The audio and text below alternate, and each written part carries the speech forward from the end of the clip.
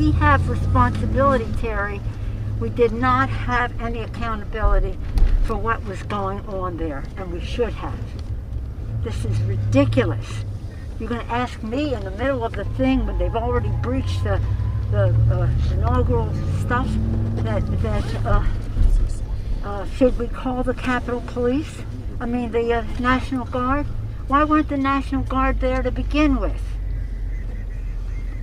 They thought that they had sufficient resources. No, that is not a question of how they had been.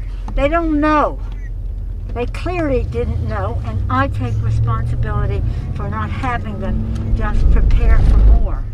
All right, y'all, we are back with another video. I definitely had to bring y'all this. We got breaking news. This is coming from Benny. He said that Donald Trump frees thousands of J6 political prisoners. The D.C. judge is in panic. The left is going crazy. Not only that, I've been seeing all on the Twitter and comment section that people saying that Nancy Pelosi could be facing some jail time. She is in trouble after Donald Trump plans to free thousands of the J6 political prisoners as soon as he get in office, especially what Joe Biden just did, how he lied to the American people that he wasn't going to pardon his son, and then he turned around and pardoned his son. Not only did he pardon him, he went all the way back for I think like 2014 all the way up to 2020 something, and just got rid of everything. You know why Joe Biden did it? Because he was covering his own tail, because he knew he was going down as well. And so, like I said, they better not even run their mouth, because you had all the people on the left that was bigging up Joe Biden. Oh, Joe Biden did the right thing, pardoning his son. They would not let Donald Trump get away with that. If Donald Trump would have did that to one of his sons and pardoned him, MSNBC and CNN would be going crazy about that. But since it's Joe Biden, they just ain't going to say nothing about it. So without further ado, let's go ahead and dive straight into this. Please hit that like button, subscribe to the channel. Without further ado, y'all, let's go ahead and dive straight in.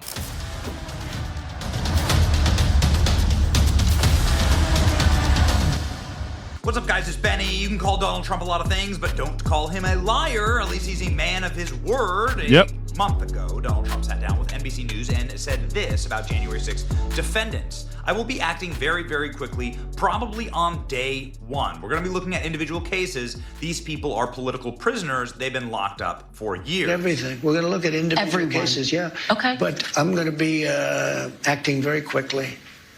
Within your first 100 days, first day? First day. First day. Yeah, I'm looking first day. Issue these pardons. These people have been there, how long is it? 3 or 4 years? Okay. You know, by the way, they've been in there for years. Yep. And they're in a filthy, disgusting place that shouldn't even be allowed to be opened. Ladies and gentlemen, Donald Trump, in that same interview with Kristen Welker of NBC News, said that Liz Cheney should be going to jail, along with everybody inside of the January 6th committee who decided to rig evidence against him and thousands of Americans who are innocent, peaceful protesters, which is precisely what happened on January 6th. On the anniversary of January 6th, beautiful to hear it. And Cheney was behind it, and so was Benny Thompson and everybody on that committee. We're going to... For what they did. Yeah. Honestly, they should go to jail. There you go. So you think Liz Cheney should go to jail? Yeah. For what they did. Everyone on the committee, you think? I think everybody anybody that voted in favor. Are you going to direct your FBI director and your attorney general Look at her, to send them man. to jail? Not at all. I think that they'll have to look at that, but I'm not going to. I'm going to focus on drill, baby, drill. Jail, ladies and gentlemen, jail. Maybe this is why some of the most powerful individuals inside of the current Washington, D.C. law enforcement apparatus are running for the effing hills, including Jay Bratt, Jack Smith. Here's Matthew Graves, the U.S. Assistant Attorney who is responsible for the 2,000 different January 6th prosecutions. This evil, evil, sniveling little monster. Yep. This man is sitting here bragging in his resignation letter. He's somebody who is, again, on December 30th. All the people should be in jail for what they did. Again, sprinting for the hills. Hopefully he has a good attorney, because he's going to need it. He's sitting here bragging about how many innocent political protesters he locked up during January 6th here in his little letter of resignation. So yeah, this monster. So he up here laughing about innocent people, about him locking up innocent people, knowing they didn't do anything wrong. That's the I can't stand Kristen Welker. You see what she be trying to do? She always trying to get that gotcha moment with Donald Trump. That's why they never let him finish his sentence. They always trying to cut him off. Oh, is you gonna lock up Liz Cheney? Should be in jail. Liz Cheney's the type of people who be out that the left ain't gonna say anything about, but they want to lock up innocent people. And this guy wrote a long letter bragging about locking up innocent people. That's the reason why Liz Cheney, Benny Thompson, like all these Sun Guns, man, Nancy Pelosi, all of them should be in jail. Deserves to get it, ladies and gentlemen, from an actual justice system run by President Trump. So here we go. Now, making good on his promise, said there in an interview a couple of weeks ago, Donald Trump has announced that, according to Bloomberg, Trump will be pardoning 1,000 individuals convicted of their involvement on January 6, 2021 at the Capitol building. Yeah, he should. 1,000 individuals. Here we go. Let's jump over to the article. This is music to my ears. Trump weighs January 6 clemency with Congress set to ratify his win. Trump pardon promise for the 2021 mob. This is very interesting. Notice how they're using the word mob here? You want to know why they're saying mob is because the Supreme Court effectively ruled this wasn't actually an insurrection. And so anybody who called it an insurrection could technically open themselves up to litigation. Exactly. Some of the first lawsuits from January. And they've been saying that about Donald Trump. He's an insurrection. Congress should block Donald Trump from taking office. Like, these people are so freaking delusional, man. They are so. It's just like they constantly call Donald Trump this stuff that is not true, and they get away with it. That's the reason why I said Donald Trump got to start suing these people, and that's what he's been doing. That's the only way you're gonna get people in line and let them stop lying on you. Like, that right there is just crazy to me that they keep calling him an insurrectionist. Congress should block him from taking office. He's a convicted felon. No, he's not. That's the reason why this crooked judge trying to sentence Donald Trump, with January 10th, trying to sentence him just so they can try to call him a convicted felon. Like, these people are crazy. That judge that pretty much likes Joe Biden, a Biden-appointed judge, should be in jail, Judge Juan Merchan. Sixers are beginning to drop now, and I expect to see massive, possibly the largest class action lawsuit in history filed against the federal government and the federal prosecutors who went after peaceful, innocent January 6th political protesters. You heard me say it 1 trillion times on this program, but I'll say it again. And pay them money, too. 99.99% of everybody on January 6th was a peaceful political protester, peacefully protesting via the First Amendment and what we know in the First Amendment, okay? Like, that is our rights as Americans to redress our government. A fraction of a percent of them are either feds or Antifa members or people who did actually riot. And if you hit a cop, you have to go to serve time, right? I'm not in favor of people attacking police officers. So that's it. Everybody else goes free. That's it. But I mean, at this point, at this point they've muddied everything so much. They made it so political and so venomous. Yep. It wasn't just like 10 people that they put in prison. It was thousands of Americans they hunted like dogs using the FBI counterterrorism task force resources. And then not only that, and then you can see that was peacefully. Even the officers were telling the people, hey, y'all can go in the building. They were just walking peacefully.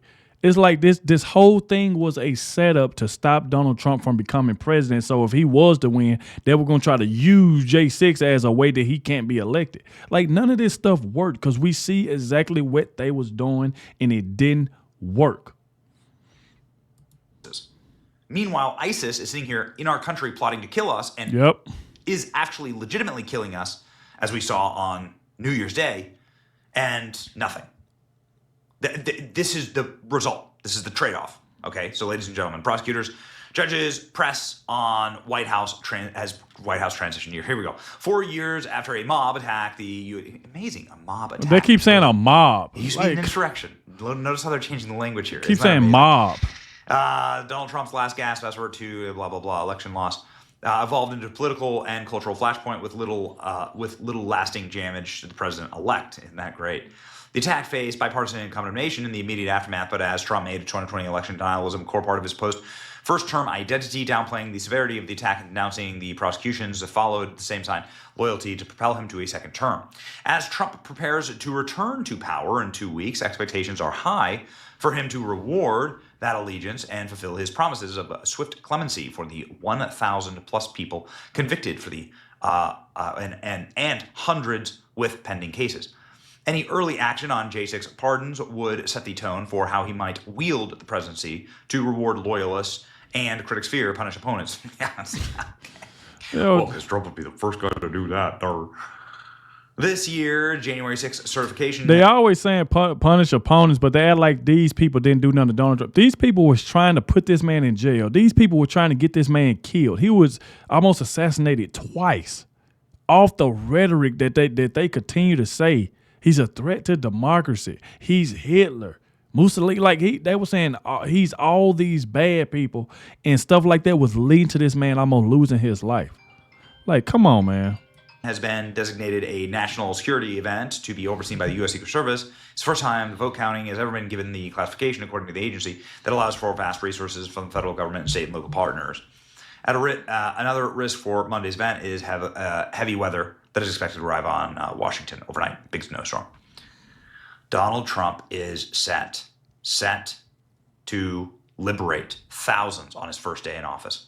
We're finally seeing the reporting of this.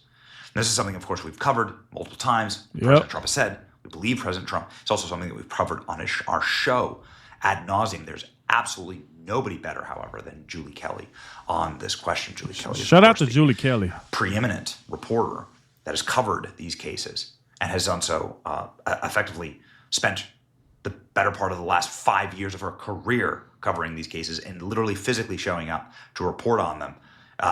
Julie Kelly making the case for why all January 6th political prisoners must be pardoned. President Trump is clearly listening to us. Now yes, he is the time, ladies and gentlemen, for true justice. Here's Julie Kelly on our show making the case. God bless Donald Trump. So the major talking point out right now over the past 24 hours is that Joe Biden just handed the largest blanket pardon in American history to his criminal, degenerate, sex pest son, who, again, as we have elucidated here, Cash's tweet did a great job actually of doing it, that absolved him of not specific crimes, but all crimes that he might have committed in an 11-year period. And everyone on the left. Think about that, y'all. In an 11-year period, Joe Biden just wiped his son's whole slate clean, just getting rid of everything. Like I said before, covering up his own tracks. Look what Hunter Biden did. And the left don't say anything about it. They salute Joe Biden for that. You don't hear The View. What do The View do? They go after everybody around Donald Trump, including Donald Trump, but they didn't have anything to say about what Hunter Biden got caught doing. What about the pot that was found in the White House? They won't talk on that. They know who pot that was. The laptop situation, everything he was doing, they would not talk about it. And Joe Biden just pardoned his son, just getting rid of everything. And they had nothing to say about it. That is just disgusting. Is saying, hold on, you just gave Donald Trump a roadmap for pardoning January 6th defendants and maybe just pardoning all of them. Now, Mike Davis was on our show yesterday saying, I used to be of the mind that we should go case by case and really look at the details.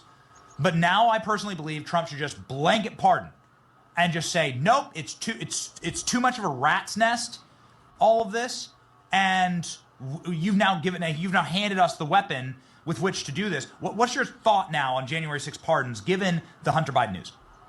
Look, I have always been for almost a blanket pardon, with a few exceptions, maybe people with criminal records or really involved in violence.